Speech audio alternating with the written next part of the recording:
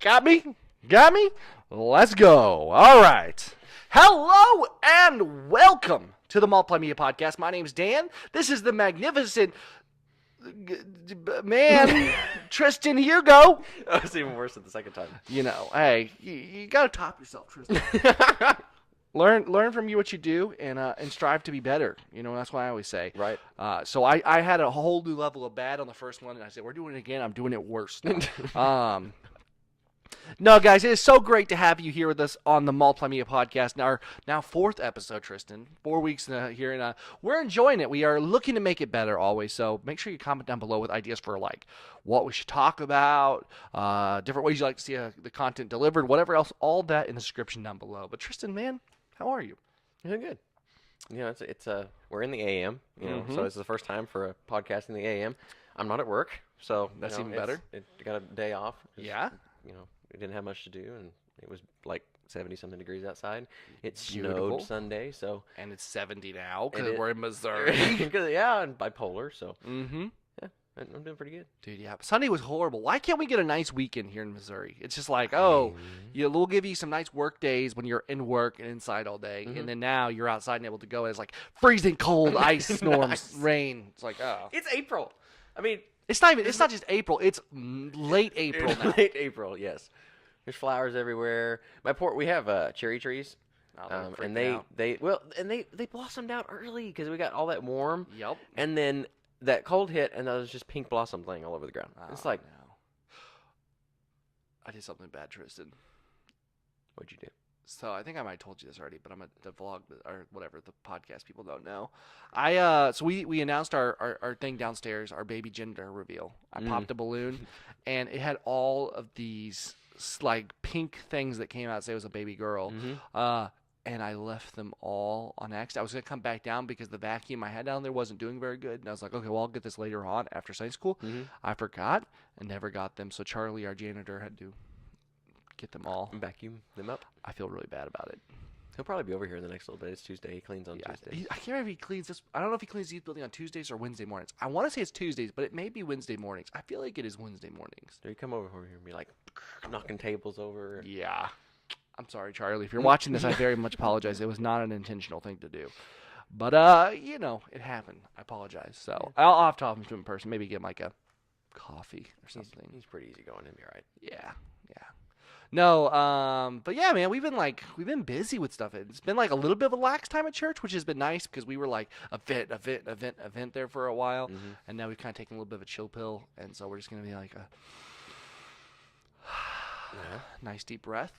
And we got revival coming up. Revival. Sunday, so yeah, this Sunday, so we won't have church. We don't have youth this Sunday night or Wednesday night. We're just. I mean, yay revival, but no youth. I know. I'm sad. I love our youth. I'll miss speak. I miss if I don't get to speak. Like it eats me up a little bit inside. You hear that lawnmower? They're mowing outside. Sorry about that. Like we said, we're in the AM, so it's cool outside. But yeah, so I don't know. We're trying to figure out that. I think one of the hardest things, Tristan. What do you think about this? Because how long have you been like a leader in the youth group? Did you pretty much just roll right over, or? Pretty much. I mean, I was on youth leadership team before that. Yeah.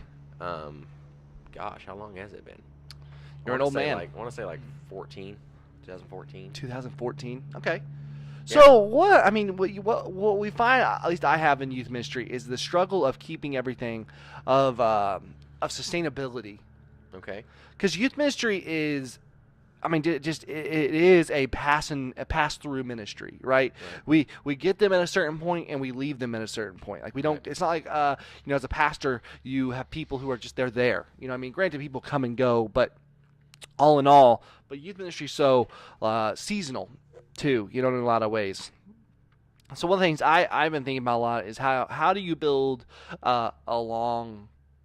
how do you keep a sustained ministry going with all the changes you get going through? Because, like, for instance, we have a lot of seniors getting ready to graduate this year. Last year we had a good amount of seniors, and so now it's like our youth group is going to look dramatically different here in just a few weeks now. Yeah. And the question is, how do we sustain that? Yeah. What do you think? I know this is the question that we all ask ourselves as youth pastors, so it's not like I'm expecting you to have just the perfect answer. Like, oh, well, actually, here's what you do. But that was a good British accent. I like it. Thank you. Tea and crumpets. No. Shoot. I mean, it's going to be labor of love, question mark? Yeah. I don't know. I mean, it's just, we can't, I think first and foremost, we can't give up on the youth group just because most of them are graduating. The kids that are kind of our core necessarily. Yep. So I mean, obviously we're not going to give up on them, and I think that's the first step is just continuing to invest in them. Because then eventually, then you'll get student leaders out of them, and Yep. just kind of developing a process. I don't know. I mean, starting there, and then I think we're probably going to have to, as leaders, take a few steps back. Yep. Especially theologically, and we're just going to kind of have to meet the next group where they're at. I think that's going to be a big part of it. Well, I mean, let me level this with you too. I think one of the biggest things I've learned in youth ministry, and the biggest struggle to develop and maintain, is leadership.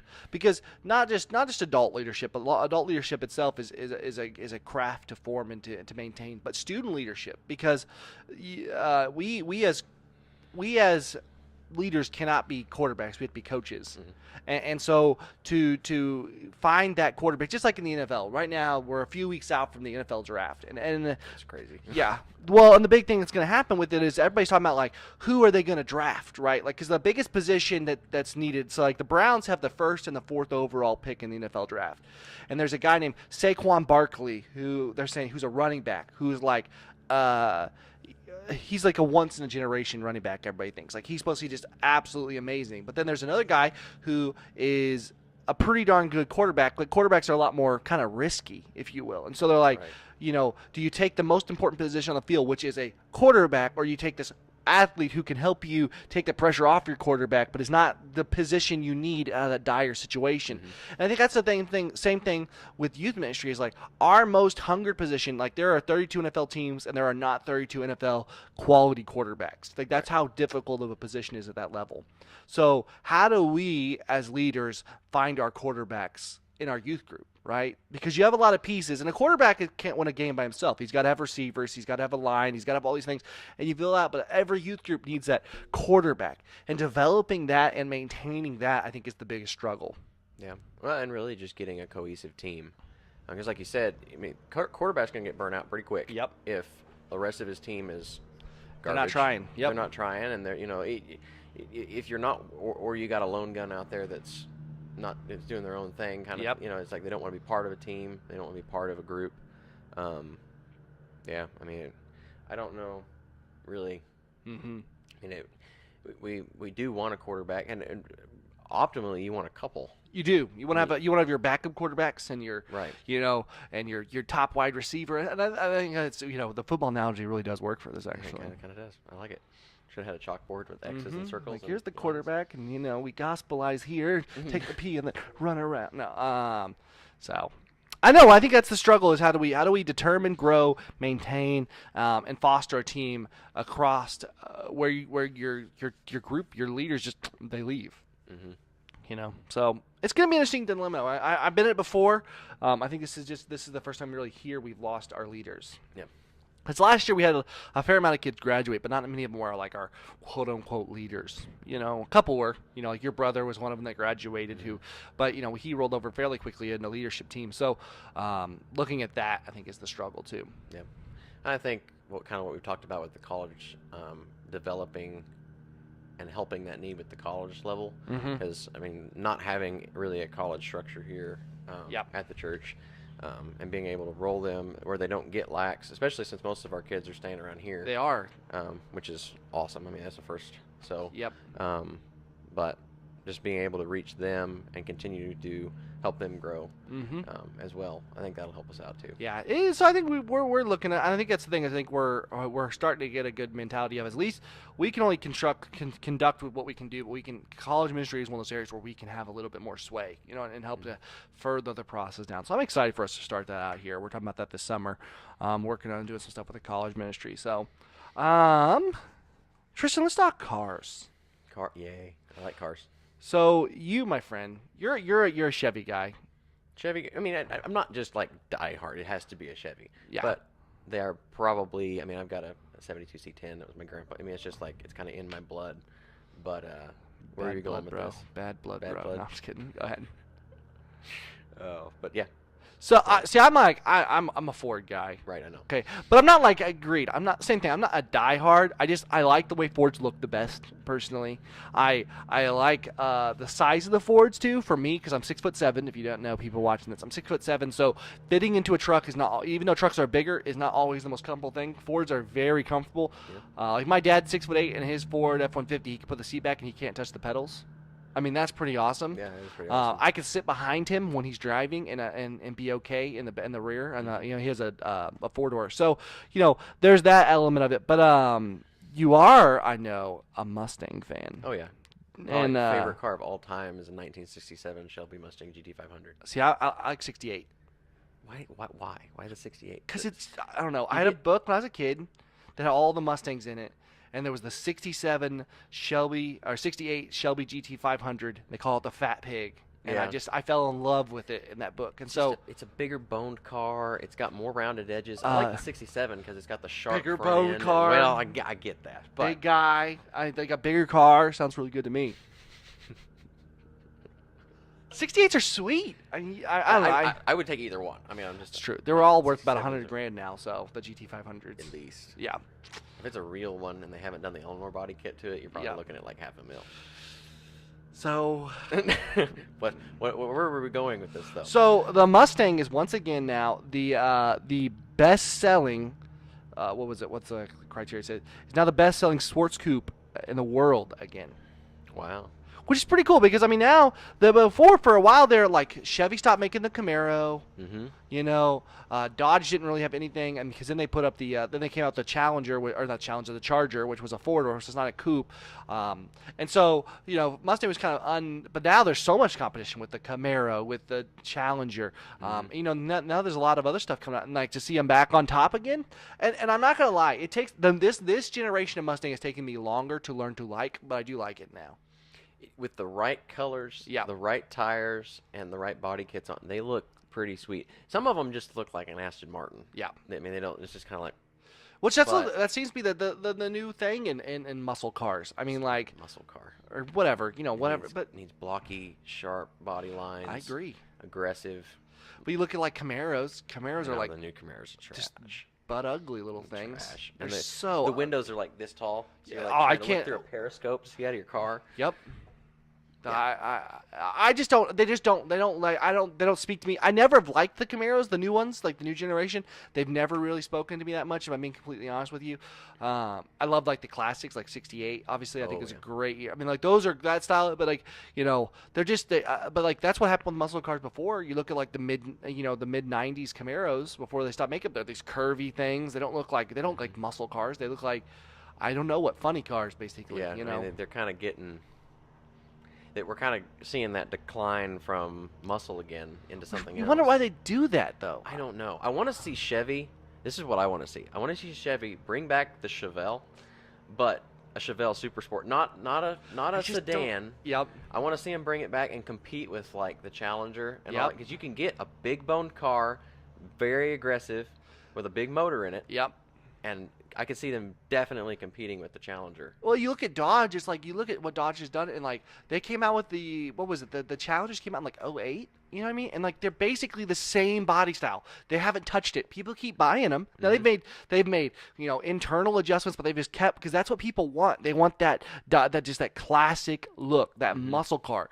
And Mustang. I mean, at least to their credit, they haven't gone crazy off the wall. It still has the shape for the most part. It's a little curvier. They've kind of given it, which we saw that even with like the Shelbys, they gave it more the curved front ends and the curved bumper. So they're not completely throwing the book out as much. Even if you look at like the '01 Mustangs and stuff, they still had the same basic structure we have now. You know what I mean? Just the front ends were ugly, but They kind of take that 90s Yes. weird. Now the 90s ones, those are ugly. The 80s ones are worse. Yeah. The 87 King Cobra. Or the 70s, like the mid 70s ones that you're like, is that a Taurus? What is that thing? I mean, like a 2-door Taurus, it's just butt ugly. What happened? But I tell you what I'm excited for. So we've seen the Raptor now. Not the Raptor. We have seen the Raptor too. I like you Raptors. The Ranger. Right. They've actually put out pictures of the Ranger, which looks fantastic. I really like it. Can you get that domestically here in the U.S.?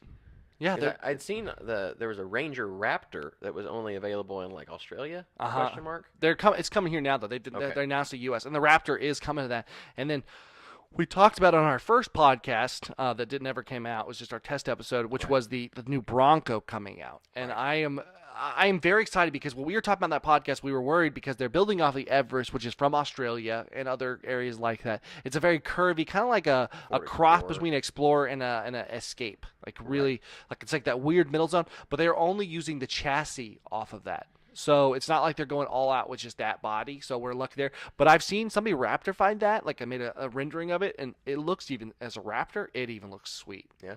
So I am excited for the Raptor. I would take one. But I want a truck, bro. I'm hungry for a truck. They're hard to come by. They are. Even used. The good ones. I mean, you just get them there like, oh, it's 300,000 miles. We'll charge you $12,000 for it. It's like I'm not paying more. Yep. It's a 12 valve. 340,000 miles. She's just broke in. The black smoke. It's just fuel. Liar. Yeah. Seriously. Like, I think that's the stupidest thing with cars, too, is this whole thing of like, 300,000 miles. It's Toyota. It'll go for 600. Like, maybe the motor can go for 600,000.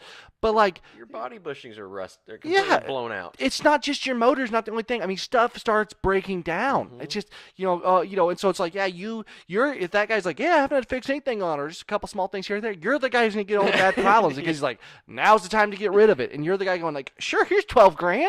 And then here's $12,000 to my mechanic. And here's 20. It's like, it's just, I just don't get it, And I could not imagine taking a loan out on that. Like one of these car places, man. Like the place we bought our car, they'll put them up there. Like, oh, here's one with 300,000 miles. We have bank options. It's like, what? I would not finance that. No. You're gonna be upside down on that thing so fast that it's not even funny. Yeah. Don't get it. I do not get it. Nope. But I also don't get spending $70,000 on a new Ford pickup. I mean, they hold their value. I mean, they lose a third of their value when you drive them off the lot. They do, but as long as you keep it for a few years, right? And you let it depreciate, and you'll meet up fairly quickly. And if I would say, if any car, you never buy a vehicle as an investment. A vehicle is not an investment. No, but you can try to minimize your losses with the vehicle. And I would say if you're buying a new vehicle, a truck is the way to go because trucks hold their value. They definitely do. You know what I'm saying? It's like if you buy like a Lamborghini, it's like you only drive it a few thousand miles a year, if that. You know what I'm saying? Well, you're not supposed to. They say you're not supposed to. I don't understand that. Go spend buy a house basically with a car and then you drive it once a week, once a year. I mean, it's just why would you do that? I'm not gonna do it anyways. I couldn't fit in one, but it's just like I don't get that. But I mean, like at least a truck, you buy it, it holds its value well. You're able to drive it for a few years, 4 or 5 years, and then by the time if you're ready to go get something else, you've definitely got a good egg there that you probably paid off way more, Yep. So I don't know. I want a Raptor. And they are stupid expensive, and they hold their value. Oh yeah, like nobody's business. But man, they're just beautiful. Mm-hmm. I didn't like them at first. I wanted an F-150, just like a limited or a platinum or something like that. Like just a really or King Ranch, something leather. I don't care. It could be an XLT. I just want a Ford F-150 basically. Right. But I wanted something that was nice and and I could just enjoy riding in and stuff. And but then I think I saw a Raptor in a video, and I was like. The new ones, and just like I hadn't liked them before. I liked the old ones, but I was like it wasn't my style. The old ones, before they changed the body style here. Mm-hmm. So I was like, okay. Yeah, in my opinion, I mean the new Fords, they just look like, I mean it's just the plain Jane like the XLTs. They just don't look that good, and the back ends of them look like they just. I don't know. I just don't like them. I like the back ends. I don't like the new grills if I'm on the 118s. Kind of got those weird, kind of like a step. Yeah, it keeps coming out. I don't like that. But they don't have that on the Raptors. No, and see, the Raptor body kit is like what the pickup should look like. Yep. They should just do a different engine. The big, bold Ford letters on there and stuff. It's just beautiful, man. Oh, yeah. And, they're just so fast and, fun. And I like that they're higher up. I mean, it's everything about them. give it to me now. But they're like $70,000 used. So no, thank you, sir. Yeah, I'll pass. But I would just take a truck because I've been driving around. We have an Enclave now, and we like the Enclave a lot. I mean, it's a good car, but it's like I don't feel manly enough in it. You feel like an 80-year-old woman? No, I mean it's not. It's a family vehicle. I mean, which is good because I have a little girl coming and stuff, so it's gonna be good. That's why we bought it. And I do like the size. There's a lot of things I like about. I fit in it so much better than I did in my other car. Mm-hmm. It's just unreal how much better I fit in it. But I just want a truck. I just want to ride tall and just like. Mm-hmm. Not only that, like last week you helped me get we picked up a mattress together. So it's like I mean, like I'd rather be like, hey, can you come help me? We could take my truck. Like, you know what I mean? Like, I feel like you have to inconvenience because you need a truck for a lot of things more than you people think that you do. And it's like to not have to inconvenience other people to be like, hey, could you help me move it rather than can you bring your truck? And like I know that you being the guy who owns a truck, I'm sure you get all those calls all the time. Less than you'd think, but yes. I guess more people around here have trucks, though. Yeah, because people around here use trucks. Like you said, I mean, if you lived in New York, you don't need a truck. No, you lived in Denver, you don't need a truck. Unless you're doing something like you're like a landscaper or construction worker, something along those lines. Some sort of a field like that. You do not need one. No. I found something about trucks too. Okay, so we are from up in Kirksville, Missouri, so it's about 4 hours north of here, right northeast. Everybody has trucks up there.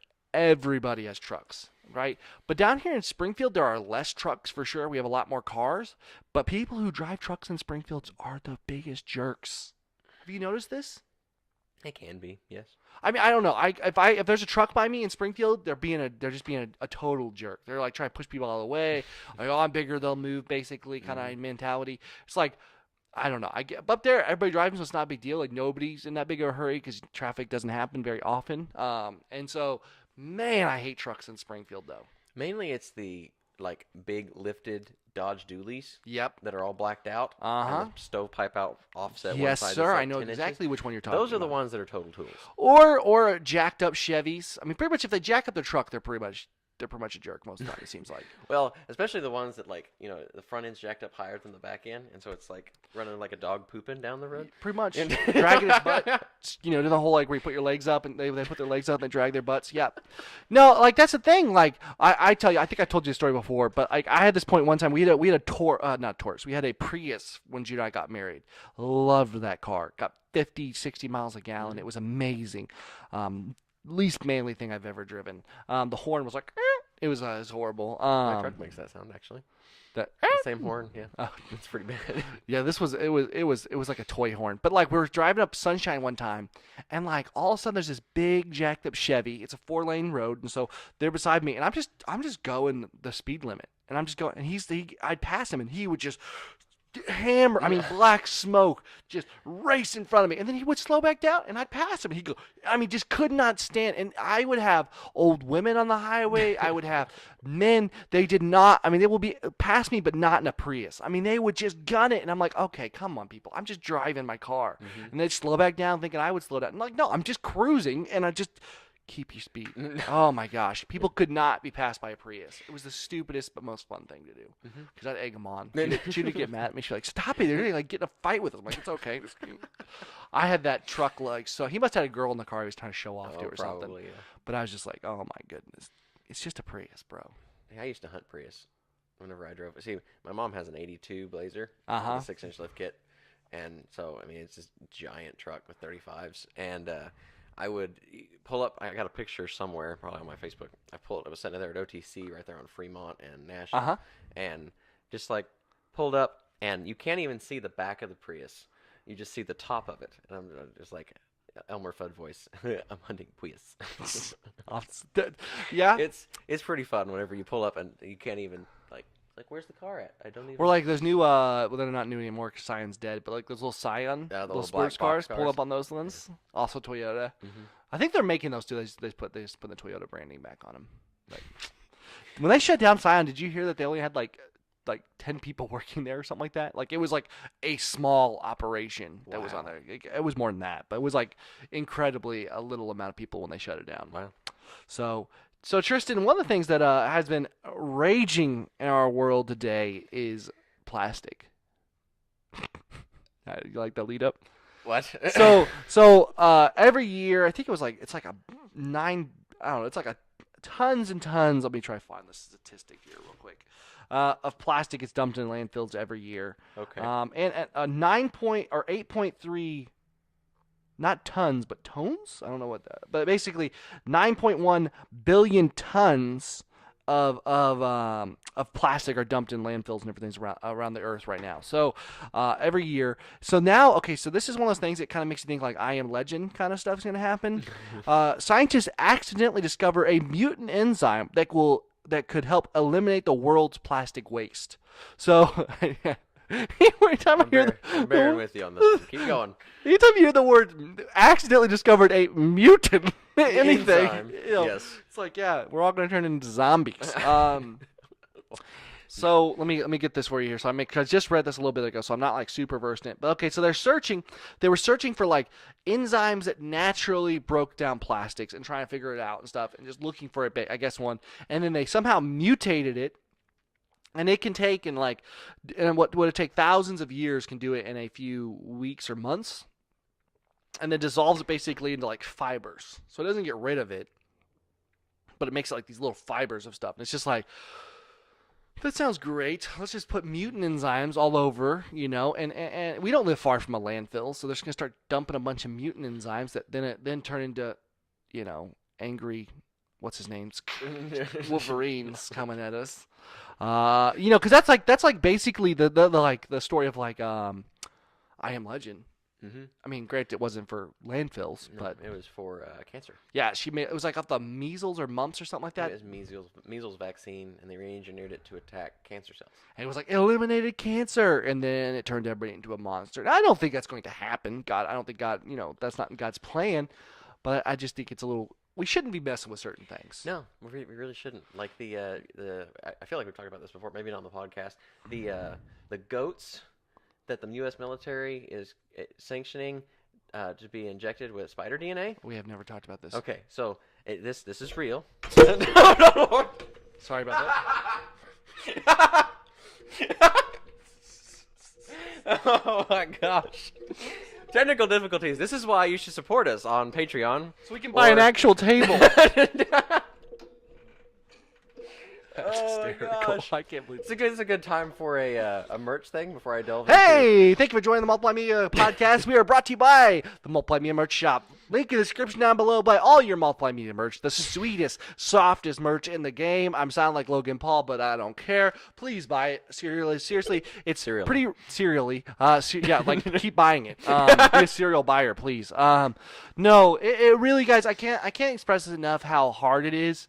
How much time, money has been invested in multimedia, and like we keep doing it for a reason. Like I look at the internet and I see the biggest mission field in the history of the world, and it needs to be met. And no one else is rising up to meet it. And I know there are other YouTubers out there who are kind of doing a Christian thing, and like I want to do something different. I want to do something original. I know we haven't found that idea yet, and we haven't reached it. But guys, like the heart of this ministry is to reach people all across the United States and the world. We have subscribers in 30 plus countries, been viewed in 198 countries. We share the gospel. We are gospel professing, and as this ministry grows and our world becomes more divided, this is going to become of the utmost importance to us, I think, and many ministries like this. So please, I beggeth you, subscribe to the channel, support the merch, support our Patreon, whatever you can do, because guys, like this is bigger than multimedia. This isn't for our glory or anything else of that. This is just something we like. This is a mission field that Christians are mishandling, and we want to figure out how we handle it correctly.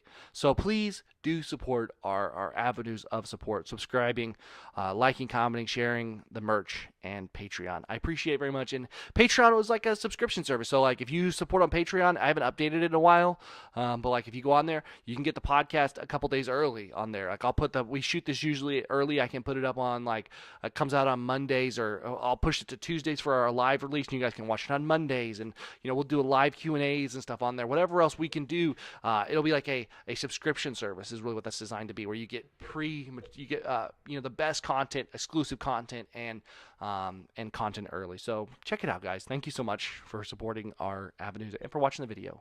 I appreciate it. Tristan, continue. So spider goats. Spider goats. Sounds like some weird sentence. Spider pig. Spider pig No, does whatever. spider pig does.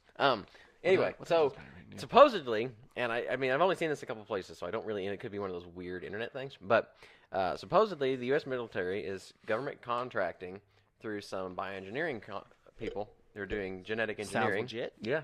And they're taking spider DNA and splicing it with that of a goat. Okay. So then you're getting goat skin that is stronger than Kevlar. Yeah, this sounds like a good idea. That's what I was thinking. I mean, you have goats, man. I have looked a goat in the eye, and I do not see anything good in those eyes. I don't need a goat that can climb walls or No. venomous. All This sudden, doesn't sound good. yeah. Or they have babies and it's in a sack and 10,000 little baby goats come out of it. I mean, it'd be adorable. Would it though? Would it though? All of a sudden, you look up. It's like, you ever see the videos where they have all the baby goats inside, and they're like on the wall, grab them off, and like, no, yeah, no, no. Just no.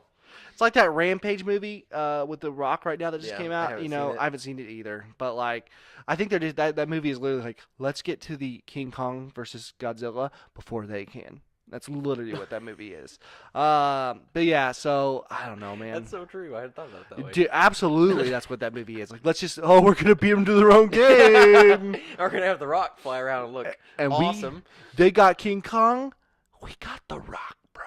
And see, what is this though? I mean, it's kind of weird tangent here, but okay, so the Rock is like a zookeeper, and he speaks sign language to gorillas, but he can also fly fighter Yes. jets.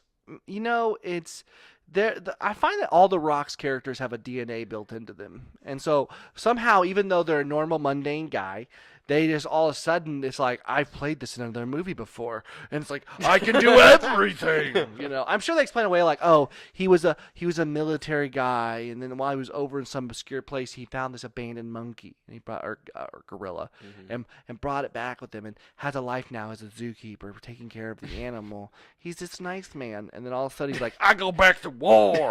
I can fly planes into big monsters, and yeah, the government's just gonna let me do that. Steal a jet? Sure. Why not, I right? can steal whatever. I can do it. Nobody's gonna get mad. They're like, thank you for saving the world, Rock. You're a good guy.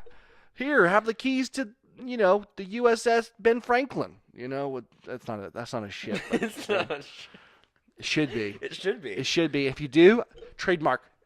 Trademark. You owe me money. Just saying it. I don't know. Gosh. But yeah, no, that's like that movie is because like he gets some sort of like a mutant thing that makes him huge, and other than flying wolves, why not? That are the size of airplanes. Of course, the wolf flies.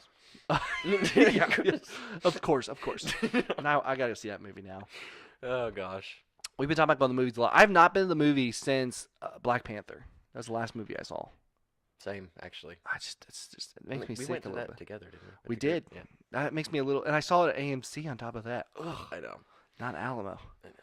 But I just can't. You guys always go to AMC. Your family though. Most of the time. Go to those commies. No, I'm just kidding. You're not untrue. Yeah. If you don't know, AMC is owned, viewers on the here. That AMC is owned by they're no longer the American movie company. They technically have that by name. They're owned by a Chinese company. So, yep. Go China. Yeah. Woohoo. China. I just had this Trump video. of China. China Dude. China for like 12 minutes. And by the end, you're like either laughing hysterically or just like, kill me now. I think there was a guy who he like his YouTube channel. All he does is like he just does these ridiculous things, and one of them was he said like Logan Paul 100,000 times straight, or like it was like 18 hours. I'm just going Logan Paul, Logan Paul, Logan Paul. Oh my It's like, god. but he got millions of views on it, so more power to you, I guess. You gotta be kidding me. No joke. I kid you not. Like you can watch it. How could you do that for 18 hours?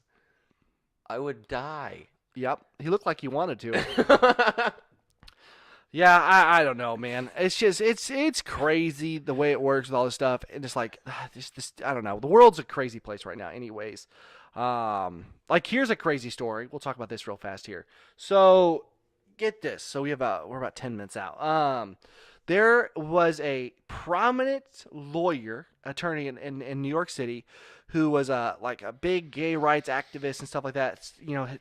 Several high-profile transgender and gay cases he did. He was also a major green activist, and he decided that we're way too dependent upon fossil fuels, and because he's a huge green advocate. So he goes out into a park. I think it's like Brooklyn. I don't know. It's one of the parks there in Brooklyn. Like it's Brooklyn something park. And pours gasoline all over himself and lights himself on fire, leaving a note that says that he essentially that he decided that he would just speed up the death that we are all doing because we are being killed by fossil fuels, so he would just die that manner more visibly for everybody. He said it more eloquently than that, but no, this legit happened like last week. I think he just wanted everybody to know he was a flamer. I'm sorry, that was a bad joke. Anyway, dad jokes. Anyway, what? Yep. I mean, lit himself on fire. That's not a good way to die. No, it's not a good way to die. There are a lot of bad ways to die. Drowning in space. Quicker falling from a high place. There's no way it completely burned him up. No. Oh my gosh. I mean, I guess it would. I mean, being a hot guy, I guess all your nerves would burn off fairly quickly. So you wouldn't, but it still. Ugh. Horrible. Why? But that's the world we live in, bro. That's the world we live in today. And he's a lawyer. He was a lawyer. Was a lawyer. Yeah. Was a lawyer. A prominent one. Like a big guy, high-powered guy. That's just crazy. I mean, I don't know. Our world is just insane right now. I mean, it just does not make sense. Like, who in their right mind would do that? Like when the Logan Paul situation came out where he had filmed the dead body in the suicide forest in Japan, there was a kid who put a video out going like, this guy who's in this video should be excited because like I would kill myself if that meant I got to be in Logan Paul's video because then you're famous. At least you burn a video. It's like, oh my gosh, what have we done? We're beyond depraved. I mean, that's just, oh my gosh. That's just insane. I really don't even know what to say about that. So there's a prominent Christian rapper who we have both kind of, I don't want to say I've given up on, but I hadn't listened to his new album, Lecrae. Mm-hmm. Right? Lecrae was, I mean, really one of the godfathers of Christian rap, if we're being quite frank. I mean, he was one of the first. He really was the first that came out that I remember who was just like, wow, this guy's really good. Like the rap, he was a good rapper, and so, but he has hit a lot of flack over the past couple years as he has tried to make this transition from being a Christian rapper to a rapper who is Christian. Mm-hmm. We talked about this a little bit in our last podcast, but as we know, like a lot of people got really mad at Lecrae and just didn't like it, and he's become far more outspoken on social issues and different things like that. And a lot of people have just basically said, you need to sit back, you're a rapper, just rap. Or different things like that. He's really pushed out against that, and his new album came out sometime last year, but I'm just now listening to it. And listening to his words, you can tell he's very polarized to it now. But I think when you listen to his music, he's come full circle. I think he's learned a little bit about what he needs to do and what he doesn't do, and I think he understands. But there's a lot of frustration at the Christian community and what he's singing about. What are your thoughts on the whole Lecrae thing? I mean, I was one of those guys. Yeah, I'm gonna be honest. I mean, it was disappointing to me to see someone who was really, I mean, the pillar of Christian rap. I mean, to set up Reach Records, but not necessarily set it up, but it basically made it what it was. Yeah, kind of. I think he founded it. Did he found it? I think he was one of the founders of it. Yeah, the founders. Okay, but yeah, so I was right. Yeah. But I mean, to see him take that, and basically just, and all the stuff that God had done for him, and basically just like, it's not enough for me. And then to go on, and maybe that wasn't his heart. Yeah. Maybe he was genuinely, at least at first, wanting to just reach more people, and felt restricted by it. But judging by what he did in the future and how he kind of got caught up secularly with things, especially with like racially motivated movements and things. Not that those are bad, but just that the focus changed. And so now to see him coming back with that one you sent me last night, I actually hadn't listened to it yet. Yep. Cry for You. It's so doctrinally sound. Yes. I mean, there's so much there that talks like what we talked about last week. I mean, the flesh versus grace and how we're fighting that spiritual war all the time. Oh my gosh, I was like, dude, it was deep stuff. Yeah. Yeah, well, that's why I listened to it, and so I started listening to his music, and I began to think about this morning. I was sitting there kind of getting ready for the day, and I was listening to his record. I started thinking about, what's funny is that rap music has pushed the envelope more than any other Christian genre. Yeah. You think about it, when Lecrae came out, man, the dude, like, Christian rap, they didn't come out and just be like, yo, we love Jesus. He's a, you know, I mean, it wasn't just simple, like they, like Trip Lee, Lecrae, Tadashi, all these guys, man, they rap theology. I mean, they rap true depth. I mean, Andy Mineo brings a different spin to it, but still, you know, speaks of, but like, they've also been more to cover hard topics like abortion, to cover topics like, you know, premarital sex, divorce, you know, drugs and alcohol abuse, things that other Christian entities are so afraid to touch. And Christian music is without a doubt a pretty mirror that we like to put up. It's like, you know, it doesn't show us reality, it shows us the picture of what we desire reality to look like. A lot of times they went to the grisly, hard topics that nobody wanted to talk about. And I you know, I began to think about that this morning with what Lecrae was doing, and it kind of changed my viewpoint in a little sense about it. Listening to his words, thinking about, like, you know, right now there's so David Platt is the he is the head of the International Mission Board, right? IMB, and then I can't remember, Moore's his last name. I can't remember it right now, but he's a prominent Southern Baptist minister too. Russell Moore, that's his name, Russell Moore, I believe. And they have both been very outspoken about the need for the church to be more proactive on social issues, especially with racial inequality and stuff like that. And I you know, oftentimes I sit back and say, like, I don't think I'm racist. You know, I do not. I don't feel like I have that in my at all in me. But like, I don't know. I think we have to, as a church, start looking at these things in a deeper sense. And I think Lecrae, whether he handled everything the best way always, I don't know. And I think as Christians, a lot of times things get attached to the racial inequality movement that are not good, and so we kind of want to shut the whole thing off. Yeah, and I didn't mean that at all, really. I mean, it just... I wasn't saying you, I just mean right, in general. Just in general. And yeah, I am very mixed feeling on the whole thing. I mean, I get it. There were bad things that happened. Yep. Well, and I mean, to be fair, there are some bad things still happening. There are still some, but a lot of it is by their own choice. I mean, because and in their own circumstance, they're stuck in a situation, kind of thing. Yep. And they don't have really any. That's a huge mission field. Yep. I'm sorry. I mean, just that I've been to East St. Louis, and I've been to the opposite side of that, which basically flips on crime, being the number one crime. But I mean, I've been to both on mission trips, and I mean, I know there's a need there. I get it, but I just don't like the idea of somehow that every single person, just because they have, like, every white person's racist and every black person is being oppressed, and that somehow they need to be more privileged and be given more opportunities. Look, I wasn't given a bunch of opportunities just because of my skin color. I had to work in my life.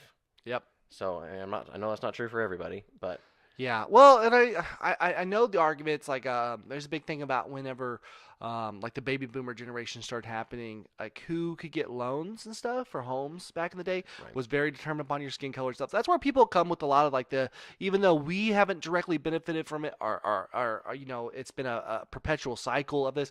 I get it. So I don't know. I'm not trying to sit here and be like the guy, you know, beat my chest trying to say I think there's truth to. I think I agree with you. There's truth to both sides. Like, and the reality too is that a lot of people, you don't have. I mean, you know, a lot of the situations we've seen, you know, people want, just because somebody was shot in a way. I mean, there's